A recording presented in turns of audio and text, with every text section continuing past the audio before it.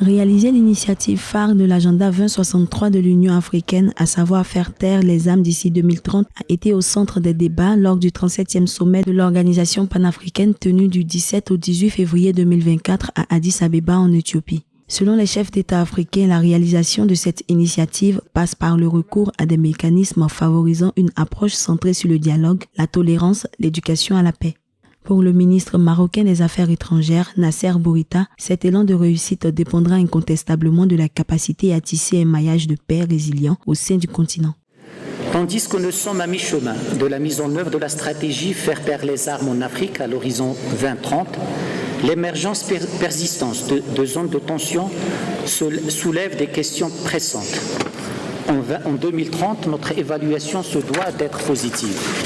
Mais cet élan de réussite dépendra incontestablement de notre capacité à tisser un maillage de paix résilient au sein de notre continent. À noter qu'en 2023, le Conseil de paix et de sécurité de l'Union africaine a initié une nouvelle ère de dialogue en organisant des consultations informelles avec les pays en transition politique, notamment dans la Corne de l'Afrique, les Grands Lacs et au Sahel, instaurant ainsi un dialogue direct pour mieux cerner les défis particuliers de ces pays. Aussi est-il nécessaire de reconnaître la valeur des plateformes de discussion sur cette imbrication. À cet égard,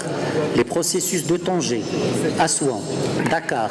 Luanda et Lomé forment un hub des idées et de fructification d'une telle approche où le développement s'érige comme premier rempart contre l'instabilité et l'insécurité,